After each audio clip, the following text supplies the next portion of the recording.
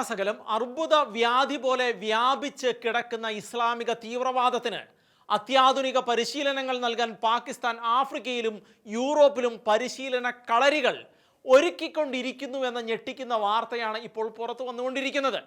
Boko Haram തീവ്രവാദികൾ ക്രൈസ്തവരുടെ ചോര കുടിക്കാൻ അലറി നടക്കുന്ന നൈജീരിയയിൽ ബോക്കോ ഹറാമിനും ഇസ്ലാമിക സ്റ്റേറ്റിൻ്റെ വെസ്റ്റ് ആഫ്രിക്കൻ പ്രൊവിൻസിനും പരിശീലനം നൽകിക്കൊണ്ട് നൈജീരിയയിലെ ഇസ്ലാമിക തീവ്രവാദത്തെ പിന്തുണച്ചതിന് 4 പാകിസ്ഥാൻ പൗരന്മാരെ നൈജീരിയൻ പട്ടാളം അറസ്റ്റ് ചെയ്തിരിക്കുകയാണ്. ഇപ്പോൾ പാകിസ്ഥാൻ ഇവർക്ക് നൽകിയ പരിശീലനത്തെ തുടർന്ന് ഇവർ മുമ്പത്തേതിനേക്കാൾ ആപൽക്കാരികളായി മാറുകയും നിരവധി ആക്രമണങ്ങളും ആയുധ പ്രയോഗങ്ങളും നടത്തുകയും ചെയ്യുന്നുവെന്നാണ് പുറത്തുവരുന്ന വിവരങ്ങൾ. ഇത്തരത്തിൽ തീവ്രവാദികളെല്ലാം ഒരു സംഘശക്തിയായി നിന്നുകൊണ്ട് നടത്തിയ ആക്രമണങ്ങളിൽ നൈജീരിയൻ സൈനികരിൽ ചിലർ കൊല്ലപ്പെടുകയും സൈനിക ഉപകരണങ്ങൾക്ക് പലതിനും കേടുവരികയും ചെയ്യപ്പെട്ടു എന്നുള്ള വിവരങ്ങളാണ് അവിടെ നിന്നും പുറത്തു വരുന്നത്.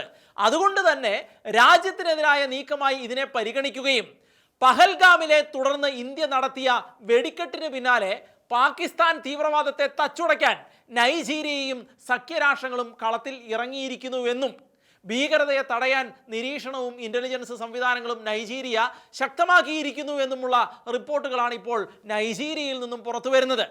ആരെയും ദ്രോഹിക്കാതെ സമൂഹത്തിന് നന്മ മാത്രം ചെയ്തു പോന്ന ക്രൈസ്തവരെ ബോക്കോ ഹറാമുകൾ കൊന്നു തള്ളിയപ്പോൾ കയ്യും കെട്ടി നോക്കി നിന്നവർ ഇപ്പോൾ തീവ്രവാദത്തിനെതിരെ കോപ്പുകൂട്ടുന്നത് കാലത്തിൻ്റെ മാത്രമല്ല സർവശക്തനായ ദൈവം ഒരുക്കിയ കാവ്യ നീതി കൂടിയാണ് എന്ന് നമ്മൾ പറയേണ്ടി വരും. പാകിസ്ഥാന്റെ തീവ്രവാദ പരാക്രമങ്ങൾ ഇന്ത്യക്കെതിരെ മാത്രം നടത്തുന്ന ഒന്നാണ് എന്ന ധാരണയിലായിരുന്നു ഒട്ടുമിക്കവരും. എന്നാൽ ആ ധാരണകളെ തിരുത്തുന്ന റിപ്പോർട്ടുകളാണ് ഇപ്പോൾ ലോകമാസകലം നിന്ന് പുറത്തു വന്നുകൊണ്ടിരിക്കുന്നത്. ആഫ്രിക്കയിലും യൂറോപ്പിലും തുടങ്ങിയ അമേരിക്കയിൽ ഒരുമാതിരിപ്പെട്ട ഇടത്തൊക്കെ പാകിസ്ഥാൻ നേതൃത്വം കൊടുക്കുന്ന ഭീകര സംഘടനകൾ മതഭീകരത വളർത്തിക്കൊണ്ടിരിക്കുകയാണ് എന്ന് വ്യക്തമാകുമ്പോൾ ഇന്ത്യക്ക് പുറത്തുള്ള തീവ്രവാദ ഘടകങ്ങളുടെ അപകടകരമായ പ്രവർത്തനങ്ങളാണ് സ്ഥിരീകരിക്കപ്പെടുന്നത്. കുറ്റമറ്റ പ്രതിച്ഛായയുള്ള പ്രവർത്തകർ എന്ന് വിലയിരുത്തപ്പെടുന്ന പാകിസ്ഥാനിലെ രാഷ്ട്രീയക്കാരെല്ലാം യൂറോപ്യൻ രാജ്യങ്ങളിൽ യഥേഷ്ടം സഞ്ചരിക്കാൻ സ്വാതന്ത്ര്യമുള്ളവരാണ്. എന്നാൽ ഇവരെല്ലാം അന്തർദേശീയ തീവ്രവാദികളുമായി അടുത്ത ബന്ധം പുലർത്തുന്നവരാണ് എന്നതിൻ്റെ വ്യക്തമായ തെളിവുകൾ ഇപ്പോൾ പുറത്തു വന്നുകൊണ്ടിരിക്കുകയാണ്. ഭീകരന്മാരിൽ പ്രമുഖനായ ഹാഫിസ് സയ്യിദ് തൻ്റെ ബി ടീമാണെന്നും സഹോദരൻ ആണെന്നുമൊക്കെ ഒരു പാകിസ്ഥാൻ രാഷ്ട്രീയക്കാരൻ അവകാശപ്പെടുന്ന ഒരു സോഷ്യൽ മീഡിയ വീഡിയോ ഇപ്പോൾ വൈറലായിരിക്കൊണ്ടിരിക്കുകയാണ്.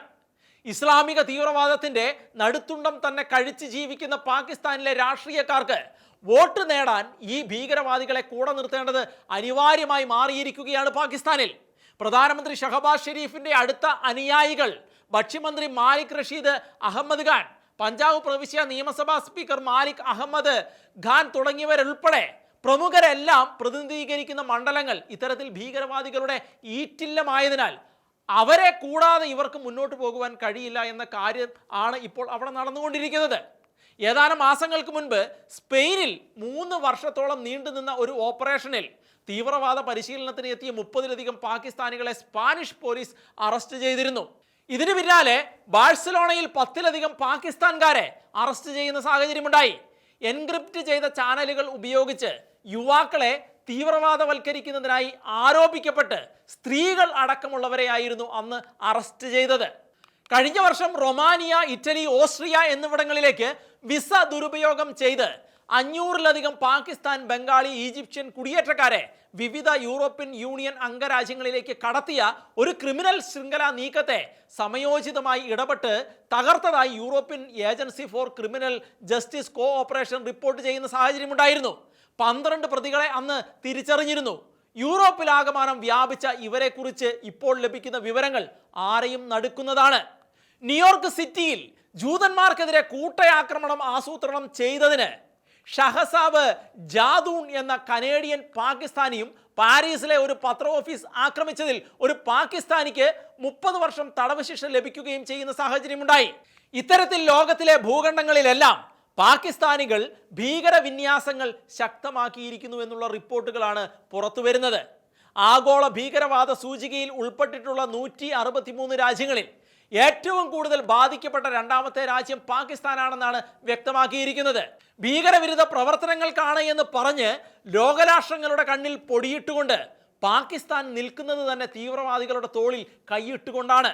അത് യാഥാർത്ഥ്യമായിരിക്കെ തന്നെ ഐക്യരാഷ്ട്രസഭയുടെ സുരക്ഷാ കൗൺസിലിൽ താലിബാനെ കുറിച്ചുള്ള ഒരു സുപ്രധാന തീവ്രവാദ വിരുദ്ധ സമിതിയുടെ അധ്യക്ഷനായി ഒരു പാകിസ്ഥാനിയെ തന്നെ നിയമിക്കുന്ന സാഹചര്യവും ഉണ്ടായിരിക്കുന്നു. ഐക്യരാഷ്ട്രസഭയുടെ ഇത്തരം നീക്കങ്ങളും പാക് ഭീകര ശൃംഖലയ്ക്ക് കരുത്തായി മാറിയിട്ടുണ്ട് എന്നുള്ള കാര്യം ഏകദേശം ഉറപ്പാണ്. ഏതായാലും പാകിസ്ഥാന്റെ തീവ്രവാദ വ്യവസായത്തിനെതിരെ ലോകരാഷ്ട്രങ്ങൾ ശക്തമായ നീക്കങ്ങൾ നടത്തിയേ മതിയാകൂ എന്നുള്ള ആവശ്യമാണ് ലോകത്തെ എല്ലായിടത്തു നിന്നും ഇപ്പോൾ ഉയർന്നുകൊണ്ടിരിക്കുന്നത്.